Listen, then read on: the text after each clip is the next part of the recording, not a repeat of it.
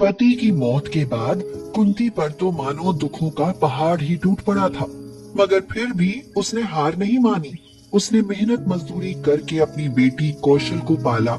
उसने चिनाई के काम में पूरे 20 साल अपने सिर पर ईंट और सीमेंट का बोझ ढोकर किसी तरह बेटी को पढ़ाया लिखाया और उसकी शादी की। पर बेटी के ससुराल जाने के बाद तो वह बेटी की शक्ल देखने को ही तरस गई। पता नहीं मेरी बेटी को ससुराल जाकर क्या हो गया, एक रात के लिए भी मिलने नहीं आई। मेरी तो आंखें तरस गई है उसे देखने को। यह कहकर कुंती रोने लगती है। रोती नहीं तो बेचारी करती भी क्या? बेटी के सिवा उस गरीब का था भी कौन? जो भी गांव से शहर होकर आता उसी से पूछने लगती। क्यों रे बंसी, तुम तो रोज शहर में जाते हो, क्या कभी मेरी कौशल से मिले? काकी, तेरी कौशल तो अपनी ससुराल में रहती है, भला मैं उससे कैसे मिल सकता हूँ? क्या तू एक बार उसकी ससुराल होकर नहीं आ सकता बेटा? उसका ससुराल बहुत अमीर है, कोठी बंगले कार वाला ससुराल है कौशल का। तेरी खूब खातिरदारी करेगी। हाँ। अरे काकी, तू खुद ही उससे क्यों नहीं मिलाती?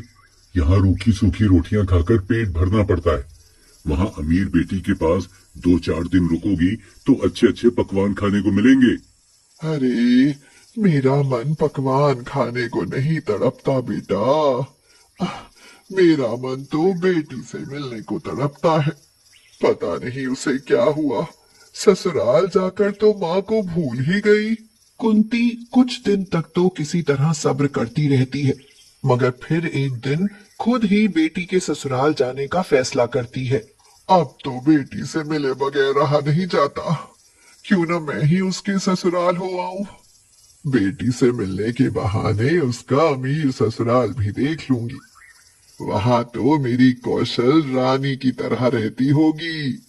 यही सोचकर कुंती कौशल के ससुराल जाने की तैयारी करने लगती है, और तैयारी करते करते उसे याद आता है, अरे मैं भी कैसी भुलक्कड़ हूँ, कौशल की मनपसंद चीज तो भूल ही गई।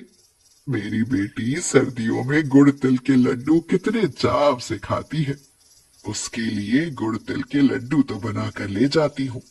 गुड़ तिल के लड्डू देखेगी तो खुशी हो जाएगी। यही सोचकर कुंती बड़े ही चाव से गुड़ तिल के लड्डू बनाती है और फिर कौशल के ससुराल जाने के लिए तैयार होती है। बेचारी के पास गर्म कपड़े या अच्छी शॉल तो थी ही नहीं, इसलिए पुरानी साड़ी ही पहन लेती है और ऊपर से फटी पुरानी पतली सी शॉल ओढ़कर कौशल के ससुराल के लिए चल पड़ती है। वह अपने गांव से शहर के लिए ट्रेन में बैठती है, और जब शहर पहुंचती है तो ठंड काफी बढ़ जाती है। फटी पुरानी पतली सी शॉल ओढ़े कांपती हुई कौशल की ससुराल की तरफ जाने लगती है। अरे राम, आज तो जानलेवा ठंड है, पता नहीं बेटी की ससुराल तक सही सलामत पहुंच भी पाऊंगी कि नहीं।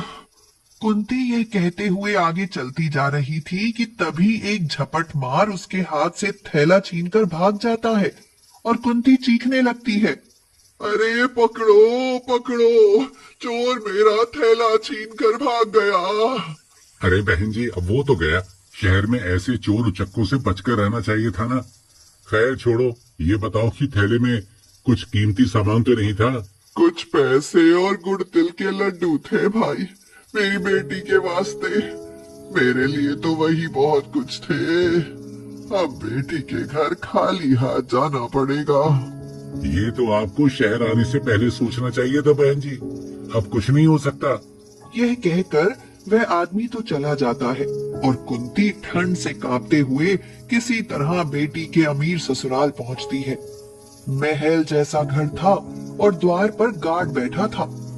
गार्ड गरीब कुंती को देखकर हैरान सा होते हुए कहता है, अरे मैडम, आप हमारे साहब के बंगले को ऐसी हैरानी से क्यों देख रही हैं? कहिए, किससे मिलना है? कौशल से, मैं माँ हूँ उसकी।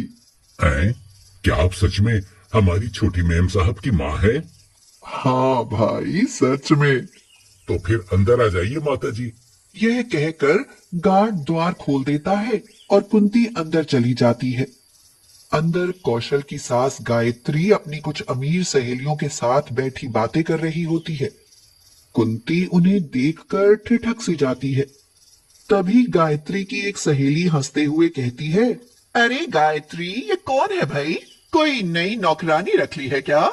अचानक कुंती को अपने सामने देख गायत्री भी हक्की बक्की सी रह जाती है और अपनी अमीरी के घमंड को बचाने की खातिर झूठी हंसी हंसते हुए कहती है, हाँ हाँ, ये हमारी नई नौकरानी है। बेचारी बहुत गरीब है। इसकी गरीबी पर तरस खाकर हमने इसे नौकरी दे दी। गायत्री यह कह ही रही होती है कि तभी वहां कौशल आ जाती है और अपनी गरीब माँ को देख उसे भी बड़ी हैरानी होती है। साथ ही अपनी अमीर सास से कुंती का मजाक बनते देख उसे बहुत बुरा लगता है। इसलिए वह कुंती को जल्दी से एक तरफ ले जाकर कहती है, अरे माँ, तुम यहाँ क्यों आई? बेटी, तुझसे मिलने का बड़ा मन था, इसलिए रहा न गया। पर तुझे यहाँ नहीं आना चाहिए था माँ। खैर, अब आ ही गई हो तो मेरे साथ आओ। यह कहकर कौशल्या अपनी माँ को गेस्ट रूम में ले जाती है। माँ, तुम यहाँ बैठो, मैं तुम्हारे लिए चाय नाश्ता भिजवाती हूँ। सुनो बेटी, तुम्हें गले से लगाने का बड़ा मन है। एक बार मेरे गले से लग जाओगी तो मन को तसल्ली मिलेगी। उसके लिए अभी वक्त नहीं है माँ। तुम ठंड से कांप रही हो, पहले कंबल ओढ़कर थोड़ी गर्माहट ले लो। कौशल यह कह ही रही होती है कि तभी उसकी सास गायत्री गेस्ट रूम में आ जाती है और कहती है, अरे ये क्या कर रही हो कौशल? इसे यहाँ मेहमानों के कमरे में क्यों रखा है? माँ जी, यह भी तो मेहमान ही है ना। यह मेरी माँ है। तो क्या हुआ, है तो गरीब ही ना। ये कमरा तो अमीर मेहमानों के रुकने के लिए है। एक काम करो, माली का क्वार्टर खाली पड़ा है, तुम इसे वहां रखो। यह सुनकर कुंती की आंखों में आंसू आ जाते हैं और वह रोते हुए कहती है, नाराज ना हो समधन जी, मैं तो बस बेटी से मिलने के लिए आई थी। बेटी से मिल ली, अब यहाँ रुक कर क्या करूंगी, गांव ही लौट जाती हूँ। यह कहकर कुंती रोते हुए बेटी के ससुराल से निकल लेती है। उस समय काफी ठंड थी, साथ ही शीतल हवा भी चल रही थी। कुंती पतली फटी पुरानी शॉल में हाथ छिपाए कांपते हुए स्टेशन की तरफ चली जा रही थी कि तभी सड़क पार करते हुए अचानक एक कार के आगे आ जाती है। अरे, दिखाई नहीं देता क्या? अरे कम से कम देखकर तो सड़क पार किया करो। अरे गगन बेटा, तू? अरे माँ जी, आप यहाँ कैसे? और आपने ये क्या हाल बना रखा है? देखती रही कितनी ठंड पड़ रही है। अरे मरना है क्या? आइए जल्दी से गाड़ी में बैठ जाइए, मैं आपको घर ले चलता हूँ। बस बेटा, घर होकर तो मैं आ ही रही हूँ।